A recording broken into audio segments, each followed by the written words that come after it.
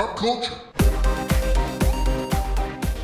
All right, so we've been hanging out with Moon Knight since the show aired on Disney Plus. Overall, it's a good show. We're only 3 episodes in, but just to kind of pause and do like just a recap, I wasn't really feeling episode 3 that much. Yeah, there was something about it that felt flatter than the other 2 episodes, I guess. And I know, like, Andre, you felt like they should have swapped the first 2 episodes, kind of. Or not, like, literally, but that they should have started with Mark and then gone to Steven. I really liked Steven. Like, I feel like I got kind of connected to him with that first episode. And there hasn't been quite as much of him in the second and third episodes. And so I feel like, for me, it's been kind of like a slow downgrade episode by episode. Joe, you were really upset when we told you that we weren't like just emphatically in love with the third episode. I think that's understandable given the fact it's a 6-episode arc. So this is supposed to be the hero's downfall before, so they can rise up to the hero's journey and all that. So my issue was like at least the first 10 minutes was rushed. It's like the first 2 set such a nice pacing, and the third one's like we got to get this going for the last 3 episodes. So they try to do some humor in there to balance it out to make it feel like there's good spacing, but from the rooftop battle to I'm in an alleyway and they're trying to ram this exposition down your throat that he's about to go off and talk to the what do they call it, Inuit or something. Yeah. But I think that needed a little more setup. I think just throwing him in on that was kind of like awkward. Yeah. And then him like pseudo being possessed to discuss his case was very sloppy. Like I didn't understand why he was just yelling everything. Yeah, like nobody else was yelling, and he's just like, I am Marc Spector. That might be because of like the different personalities are all battling for control of the body, and they don't all agree. So there's a theory there's a third personality in there that's hyper violent. Oh, it's not a theory. They made it pretty obvious that third, at least a third personality does exist. Which is also interesting because if you remember back to the first episode when like Steven snaps out of it and he's got all of the guys, Harrow's guys are like laying dead around him, you just kind of assume that was Mark at that point, but now it looks like it was this third personality who we're all kind of assuming based on comic books is Jake, the taxi driver, who they've done enough to change the other characters around so far that it could be somebody else. It could be just I have a thought that it might be Bushwhacker. Oh, okay. Because he seems very guilty about his newly divorced, soon to be divorced wife. Her father was killed. So I think he had a play in that, and based on the comic books, Bushwhacker killed everybody, and that's what gave him the motive to become, Moon Knight. I think it served maybe it might serve the story a little better if there's a non-redeeming side of Moon Knight, like the inner struggle to try to redeem himself for what he did. So I guess I hear Andre sighing. Yeah, because I didn't. The pacing was off. I agree with that. It started very, very, very high octane. Yeah. And that was kind of cool. And I'm thinking, okay, maybe they're going to, continue this pace and they're not going to slow it down into some crazy stuff. And then I'm like, what are we doing here? And then we had a trial by jury. What the actual hell's going on? I didn't get it. Yo, wasn't it cool made, to see it made no sense for in there? Yeah, it's the Panther Queen or goddess. I didn't understand. I didn't get it. And I watched it, and I was like, maybe I should watch it again. I was like, no, I'm not going to watch it again. I'm just going to watch Emergency Awesome's review of recap. It. Yeah, and then I watched his recap, and I'm like, I still don't get it. I still don't get it. I didn't understand what they were going for. It was just not. It didn't hit right. It was just like, okay. I think we'll find out whether this was worthwhile episode, depending on what the next 3 episodes do with it. I think it could kill the show. Maybe if they don't execute it properly. But they did a lot of exposition on this episode, more than the other ones. It went from full on mystery 1 and 2, and then third one was like, oh, here's the answers. Take it. We got to go. So maybe all in all, maybe the show suffers from being 6 episodes only. I guess, But- like, I don't get that either. Like, unless someone, I mean, to me, it almost feels like the last season of Game of Thrones, where if Disney was like, hey, you can have eight episodes to do this, and the director's like, nah, I'll just do 6. And like, no, really, like, you can have You're 8. right. It's No, fine. yeah, We've please got take more. no. I don't. Well- I don't want it. I only want to do 6 episodes. Like, Well, I don't know if they cut it down to 6 because your dude died. The guy that played. From Black Gosh, Panther? what was it? No.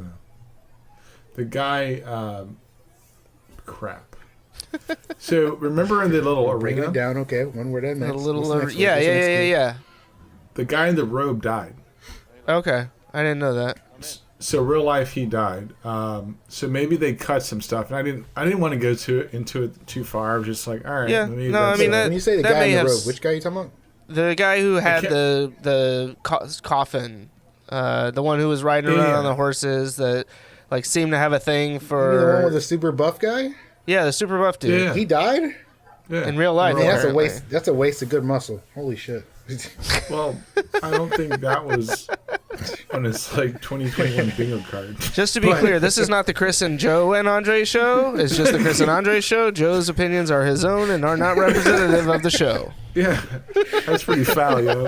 I'm just saying, man. That's a lot of a lot of sculpting. A lot of time went into making his body that's like muscly, like no body fat whatsoever. And he just how did he die? I don't remember. No, you got me intrigued Correct. now. We got to figure it out. Google it. Well, I don't want to like spend too much time with that. Like, Why not? Because somebody's gonna watch this. Gonna be like, "Oh my god, Muscle McGee got killed. Did he get stabbed in the back by Moon Knight? Is that what killed him?" Oh my Well, gosh. let me look it up. All right, you look that yeah, up, and while you do that, I'm gonna talk about the trial. I hear what you're saying, Joe, and I do think that there was like too much exposition in this episode. Like it could have been better spaced out. It felt like they were hell bent on leaving the last episode as like the cliffhanger where he wakes up in Egypt. And it was kind of like, yeah, we all knew that we were going to get to Egypt at some point, right? Like these are all Egyptian gods. If you never went to Egypt, that'd be kind of a downer. When we got to the actual like trial, I guess it just seemed really odd, and maybe it's because of the other gods like past history with Khonshu and stuff that they were just like, Harrow, are you doing what he says you're doing? He's like, I'm not doing anything. I was just hanging out in the desert. And they're like, Khonshu, get the out of here. Like it seemed like they're Egyptian You go, gods. Why are like, you in the desert? yeah, or like the whole like, why are you here at all? It just the whole thing seemed very odd to me that they were just like, well, we're gonna take his word over the word of one of our own gods, and so I don't know. I saw something where somebody had commented that if it had been Steven instead of Mark that was like at the trial, that it probably would have gone better, gone yeah. differently. Yeah, he would have been. He I would think have it actually would've gone known the worse. proper way to speak to them because he's all It about would've gone rituals worse. and all that. It would All have right, gone so Andre, much why do you worse. think it would have gone so much worse? Because Steven's he's a basket case. Like, opinion.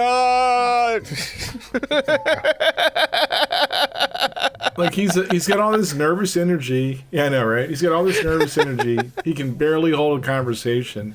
And if you think back to the restaurant scene where he in denial that it was Sunday or whatever day of the week it was. Yeah. And he was just like, well, I'll just have a steak. Well, but But that was you- also before any of this other stuff. Like he came on at the end of the second episode and translated the map and like Yeah, but did he's all that also like, stuff. he's like, Mark, enough, don't hurt him. Dude's trying to kill you, B. like, what are you talking about? Yeah, That's there's- enough. I mean, that scenario no. to me was not a like life or death scenario, and I don't know. Maybe you're right. Maybe Mark or Steven would have just been like completely overwhelmed by the fact that he was talking to the Aeneid or the Anuid, whatever that's called, the group of gods. But so yeah, I don't know. It'll be.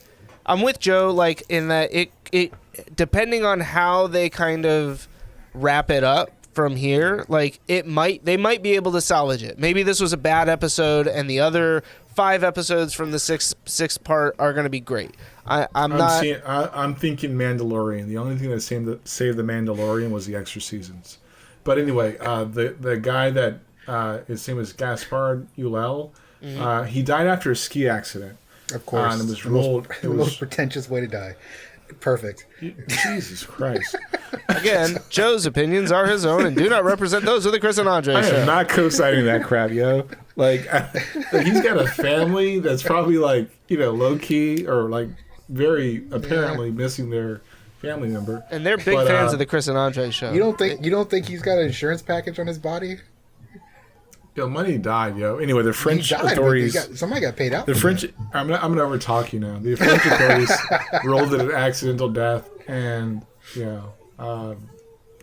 Muscle McGee. So, in reference to the whole Steven thing, I think we've seen Steven kind of come out of his shy mode quite a bit in the last episode and a half because, one, he's taking the body over more often, and when he does, he's more confident about it, especially with no, he's knowledge. not. Yes, he is. His knowledge of the puzzle. He was trying to tell Mark the whole time, let me fix this for you. It's easy. Give it to me. Yeah, but during the fight, he was like, okay, I'm good. But that's not his thing.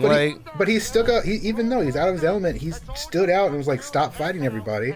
Like, he was trying to, push his own, philosophy. He's a punk, float like a butterfly, sting like a bee. My name's Steven with a V. When dudes are trying to kill your girl, like, you go in, man. I mean, he should have been Chris rocking people. But she's not his girl. I just love that we actually see, like, Moon Knight get hurt. And he's not just some, like, did he, though? impervious. He did get hurt. But I he think has healing the armor. Power of love, but the power of love raged him out. So. This dude said the power. Huey Lewis in the news. That's what happened. He saw his girl about to get killed. And he was like, hell no. Yeah, because he was punking out listening to Steven. But anyway, I hope the series doesn't go into Mandalorian territory because, like, I really, really, like, struggled to watch that show. I didn't struggle that much with the episode. It was more like afterwards. The more I thought about it, the more I was just kind of like, it just didn't. It didn't deliver like the other ones did. But, right. So, I want to mention the whole "let's turn back time" thing. Yeah. Oh god. That has been blowing up the. Yeah, we got Huey Lewis in the news and Cher now referenced in this. If I could turn back time. Oh my god. I gotta make that into a TikTok video now. You do. The fact that they didn't play it really upset me, right? but that's because James Gunn's not the director. So there's been channels that have been comparing the hand gestures that Steven used to help to turn back time with Doctor Strange, and they're very identical. So that came on. That led to a whole theory that maybe they've actually turned back time for the entire planet, and that the Infinity Stones might be back now. All right, you got to do some bleeping. Why can't watch a motherfucking show? We got too much time on our hands. And I mean, look at us. We're we could just watch it, but we have to make a podcast about it. I don't know. I'm really liking Khonshu. I want to see more of him. He's a very different take on the god that I'm used to seeing. Here's what I did quite an enjoy asshole. about. Yeah. Here's what I didn't enjoy about the turn back time thing. It was too stressful. Like, he's got to be like he says, "I remember every night." That didn't give you feels? Like, that alluded to, like, some really sad things. It shows how incompetent he is. No, that means he remembers every tragedy. You can't forget it. That may I don't think so. Why he's so rigid. Because he was completely useless in the at the tomb.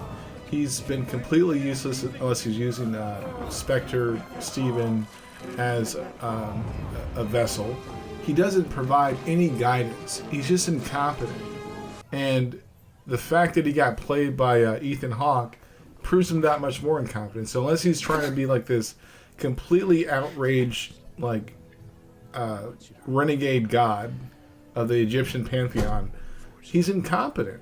And it just makes that whole scene just made me go, yeah, but why would I take this guy serious? Like, I just don't.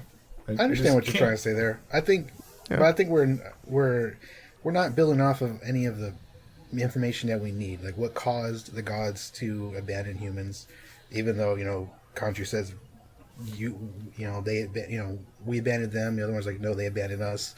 What does that even mean in reference to gods? And then if you go based on some of the comic books, these gods are only as powerful as their believers.